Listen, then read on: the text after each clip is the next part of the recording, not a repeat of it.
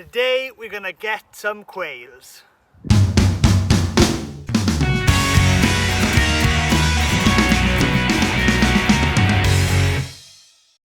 Hello, I'm Griffiths. Welcome to Gwynedd Griffith. Here we talk everything beekeeping, farming, countryside living, and we do reviews as well. Now if this is your first time watching, please hit the subscribe button. We try our best to put new videos every week. Now today the day has come, it's time to pick up some quails.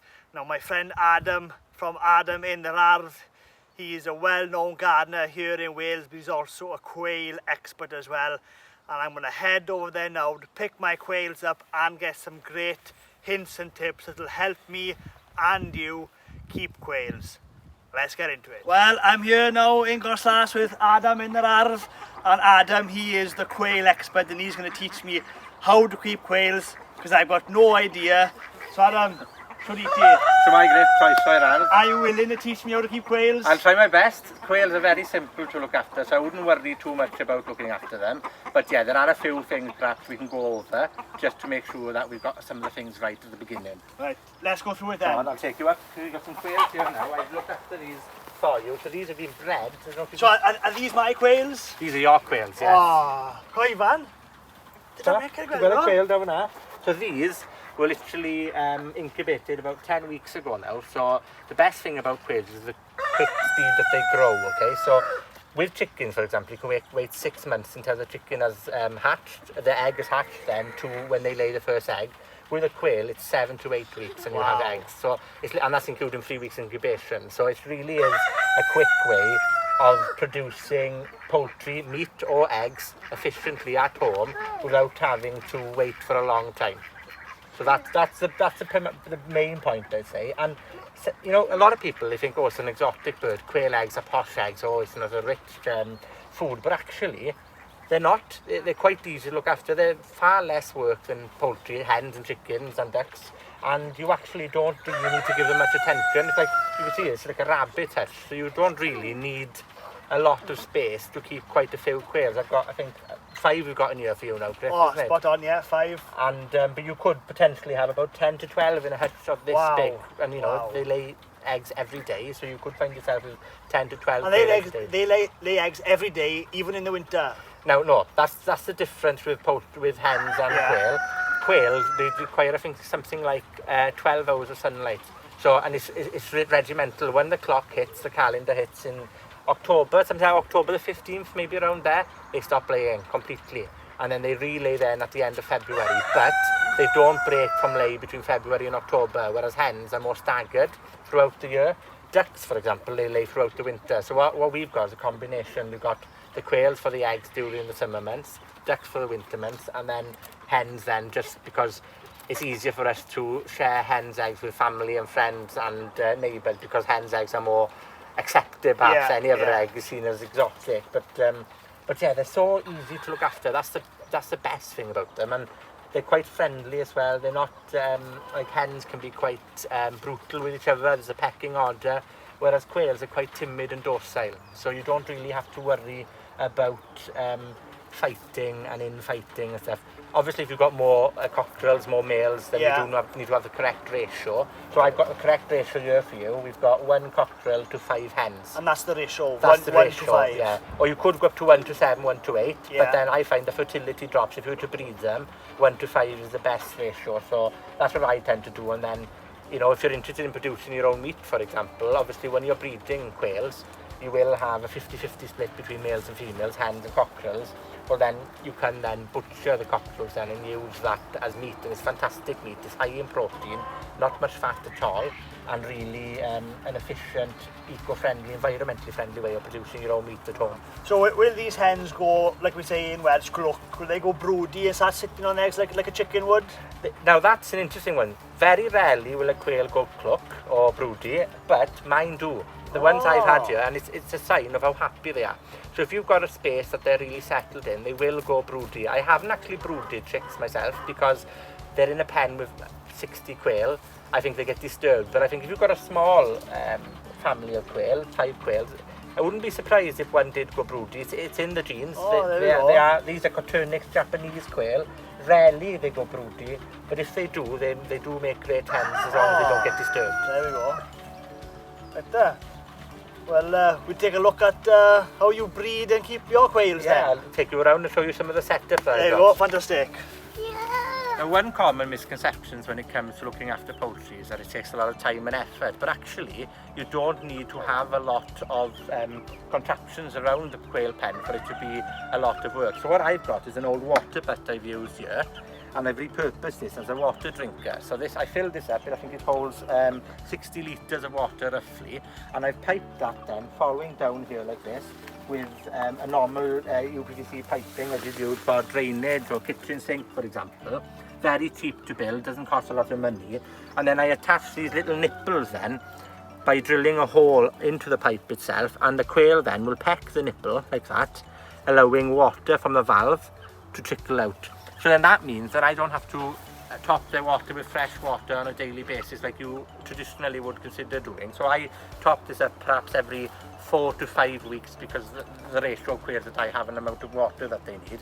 But because it's all covered as well, the sunlight doesn't get in and turn the water green, and that's one of the reasons I've used black UPVC piping and a dark waterer. So you can use small watering contraptions like you do probably with rabbit hutches, or for example with chickens if you've only got a small amount of quail. But if you would like to go on a bigger scale, then 20, maybe 30 birds, why not make life a bit easier? Create your own watering system like this. I think this cost me £20–25 to make using a recycled old water butt like this. So, you know, it really is cheap, and then the watering needs for the quail is completely sorted out for a long period of time. So when you come to feeding quails then, what I use is a quail pellet like this. It's perfectly formulated with the right amount of protein. It's the same type of game feed you use for partridges as well. It's important that you use this feed because quails need a higher protein content feed compared to chickens and poultry. But the best thing about quails is they'll only eat what they need to eat, whereas if you have hens, for example, they'll eat absolutely everything you put in front of them, whereas with quails, when you fill up their feeder with this pellet, they'll eat what's sufficient for the day and then they leave it. So it makes it easier to plan how you need to feed the quail. So I've got an automatic feeder, I'll show you in a minute, where I fill that up once a week, and then that then allows me to not have to worry about feeding the quails because they'll only take what they need. And this feed you can get in most agricultural merchandise suppliers where they sell animal feeds. And it's an organic feed as well, it comes in a paper bag, so it's perfect then to add onto the compost afterwards. But yeah, feeding quails is easy. They don't eat as much scraps as chickens, for example. So when it comes to greens, they like lettuce, spinach, and a few little weeds and stuff that are about the garden. And they'll graze as well on soft ryegrass. But don't try and give them apples or fruit or some rich sugary foods because they generally don't really eat them anyway.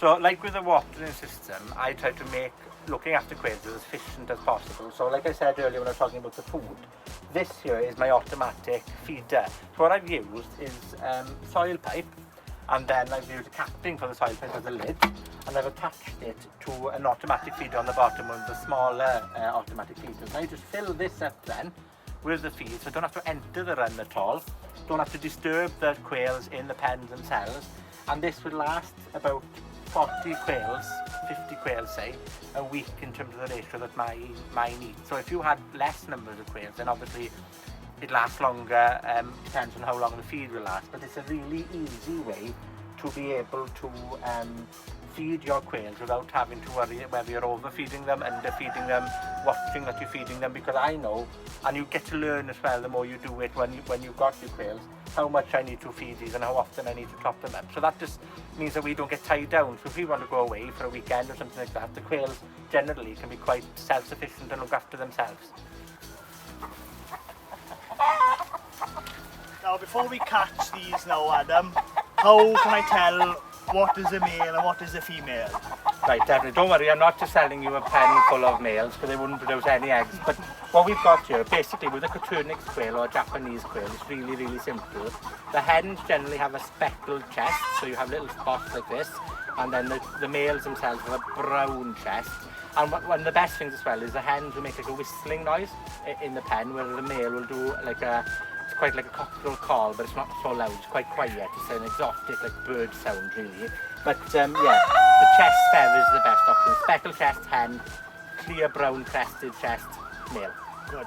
And before we load them and before I go, is sawdust a good bedding for these? Because that's what I've got at the farm now. Oh, definitely. You know, quails aren't fussy at all. Grass clippings dried out, hay, straw, sawdust, paper shreddings, whatever you've got to hand really. Just make sure that the bedding is always dry. I do a deep bed system with my quail, so I top it up once a week with new bedding, similar to what you do with cattle. Yeah. And then I'll clean them out maybe once every 6 to 7 weeks. Oh, quite easy then. Yeah, they enjoy scratching in the bedding then as well. And of course that then is perfect for the garden.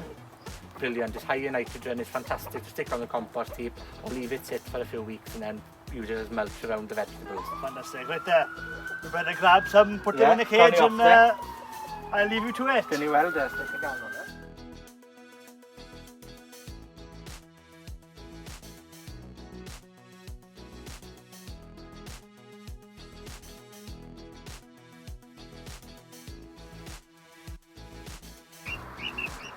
Off to your new home now.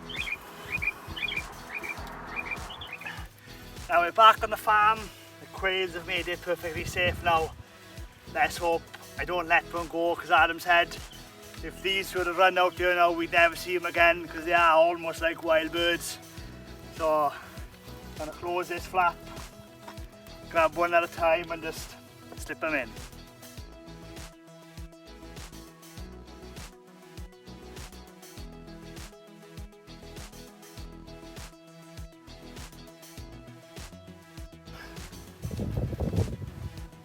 Very strong small bird.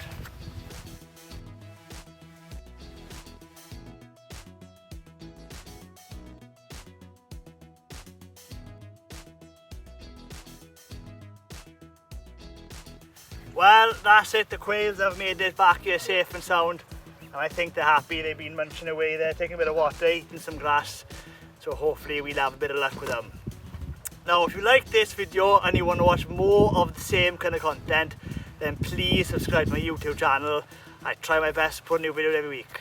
Thanks for watching.